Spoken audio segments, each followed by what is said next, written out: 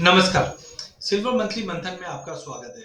इस 5 मिनट में हम देखेंगे कि पिछले 1 महीने के अंदर सिल्वर में क्या-क्या ऐसे फैक्टर्स हैं और आने वाले दिनों में कैसे मूव करेगा। जैसे कि हम जानते हैं कि जियोपॉलिटिकल टेंशन अपनी चरम पे है। पिछले 1 हफ्ते के अंदर हमने देखा जैसे-जैसे जियोपॉलिटिकल टेंशन का एक स्पाइक अप हो रहा है, उसी का असर हमने बुलियन मार्केट पे पड़ते हुए देखा। रिजल्टेंट अप्रैल मंथ स्टार्ट होने पे है।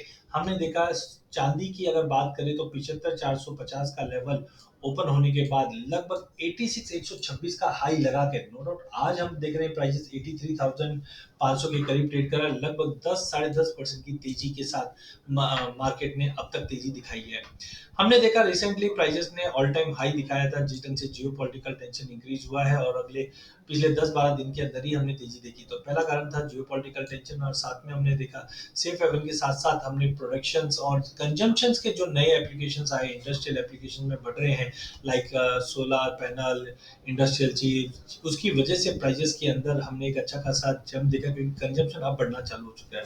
पॉजिटिव मैन्युफैक्चरिंग डेटा आया था चाइना में, यूएस में, जर्मनी में, इसकी वजह से भी प्राइसेस को एक सपोर्ट मिला। हमने बेस मेटल के साथ साथ चांदी को भी सपोर्ट देखा, लेकिन सबसे चौंकाने वाला चीज था वो था सिल्वर का इंपोर्ट, जहाँ पे 260% का जंप हमने फरवरी में इंडिया में आते हुए देखा था, जो दर्शाता है कि ग्लोबल मार्केट के साथ साथ डोमेस्टिक मार्केट में भी डिमांड कंटिन्यू बनी हुई है, जिसके चलते हमने एकाएक काफी बड़ी रैली चांदी में आती हुई देखी है। आप देख सकते हैं एमसेक्स के अंदर चांदी लगभग हमने 71 के आसपास का लो देखा था फरवरी में और यहाँ से हमने 86 का हाई लगते हुए देखा है। वहीं गोल्ड सिल्वर रेशियो में मैंने कहा भी था कि यहाँ पे कहीं ना कहीं हम ट्रिपल टॉप फॉर्मेशन दिख रहे हैं और जब भी ट्रिपल टॉप फॉर्मेशन होता है तो मार्केट में एक बड़ा फॉल आता है और हमने एग्जैक्टली देखा है जैसे ही चांदी में ये बड़ा फॉल आया, चांदी में हमने एक बड़ा जंप भी आते हुए देखा। बट टेक्निकली अब हमें लगता है कि गोल्ड सिल्वर रेशियो कहीं ना कहीं ये एक बेस लेवल बनाने की कोशिश करेगा।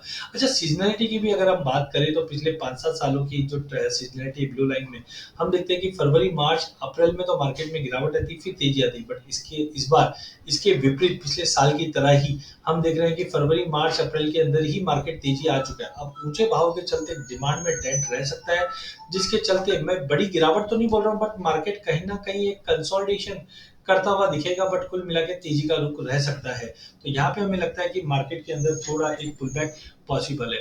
हाँ, फैक्टर्स क्या क्या रहे तो हमने देखा सोने में जो तेजी आई है उसी के चलते चांदी में भी तेजी बनी है। जियोपॉलिटिकल टेंशन अभी भी मार्केट में बना हुआ है, सेफ हेवन डिमांड मार्केट में बना हुआ है, इन्फ्लेशन राइज कर रहा है जिसकी वजह से लोग सोने और चांदी में प्रेफर कर रहे हैं। रशिया यूक्रेन का कॉन्फ्लिक्ट तो चल ही रहा है, बट साथ साथ में अब मिडिल ईस्ट में भी कंसर्न बनने लगे हैं जिसकी वजह से प्राइसेस को सपोर्ट मिला है।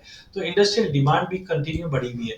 वहीं थोड़ा सा कंसर्न इसलिए लग रहा है, डर है, टेक्निकली तो मार्केट ओवरबॉट जरूर है क्योंकि आज 10.5% की तेजी देखी है या लगभग हमने 70 से 86 तक की तेजी देखी है पिछले 50-60 दिनों के अंदर, जो काफी चौंकाने वाली। तो डॉलर में तेजी है, फेड का अब इंटरेस्ट रेट कट करेगा इसका डाउटफुल है क्योंकि ज्यादा करके हम देखते हैं कि जब भी ऐसा सिनेरियो होता है तो थोड़ा सा डाइजेस्ट बनता है। बॉन्ड यील्ड में तेजी बनते हुए दिखाई दे रही है, इकोनॉमी स्ट्रांगली मूव कर रहा है, बट वो एक चांदी के लिए पॉजिटिव भी न्यूज बोल सकते हैं, नेगेटिव भी बोल सकते हैं टेक्निकली, लेकिन ओवरबॉट है। और कहीं ना कहीं शुक्रवार के सेशन में हमने लॉन्ग अपर सैडो कैंडल बनते हुए देखी है जो थोड़ा सा डराती है। वहीं दूसरी ओर अगर हम सीएमई फेड वॉच टूल की बात करें तो अब जो प्रोबेबिलिटी जून में रेट कट की थी वो अब धीरे धीरे कम होते हुए दिखाई दे रही है। पहले हमने देखा था 70-71% की प्रोबेबिलिटी थी, अब ये गिरकर कहीं ना कहीं पॉसिबिलिटी दिखा रहा है कि 58-55% की है, जो कहीं ना कहीं एक कंसर्न देता है। टेक्निकल काउंट में बात करें तो प्राइजेस ने एक अच्छा खासा एक राउंडिंग बॉटम, यहाँ पे आप देख सकते हैं एक तरह का राउंडिंग बॉटम बना था जिसका ब्रेकआउट दिया है और प्राइजेस ने लगभग 86,000 का स्पाइक कर दिया। तो एज ऑफ नाउ हम बोल सकते हैं मार्केट अगर जाता भी है तो एक ब्रॉडर रेंज में रहेगा जो 81,700 से लेकर या लेट से 81,000 से 86,000 की रेंज में मार्केट मूव करेगा। लेकिन ये हफ्ता काफी इंपॉर्टेंट होने वाला है जियोपॉलिटिकल टेंशन के लिहाज से। अगर ये एस्केलेशन बढ़ता है तो हम डेफिनेटली प्राइसेस को 86 से लेकर 90 के जोन में भी जाते हुए देख पाएंगे। अगर ये एस्केलेशन रुक जाता है तो एक टेक्निकल करेक्शन मार्केट का वेट कर रहा है जो नीचे में लगभग हम बात करें तो 78,000 तक का पुल बैक देगा। तो अगला एक हफ्ता 10 दिन काफी इंपॉर्टेंट होने वाला है चांदी के लिए। टेक्निकल लिहाज से अगर हम देखें तो प्राइसेस ओवरबॉट जोन में पहुंच चुका है एज ऑफ नाउ और लॉन्ग अपर शैडो बनने की वजह से थोड़ा सा हमें कंसर्न्स है मार्केट में टेक्निकली। बट यहाँ से अगर हम देखते हैं प्राइजेस ने 86 126 का हाई लगाने के बाद एक अच्छा खासा फॉल भी लिया है, तो टेक्निकली अगर प्राइजेस ने 82 500 का लेवल अगर तोड़ देता है तो हम देखेंगे कि प्राइजेस नीचे में 81 200 से लेकर 79 800 का भी लेवल दिखा देता है। लेकिन नई तेजी के लिए हमें 86 200 का लेवल अगर टूटा तो डेफिनेटली हम 88 से 90 का लेवल भी देख पाएंगे। तो ऐसी वॉलिटिलिटी में थोड़ा ट्रेड कम करना चाहिए।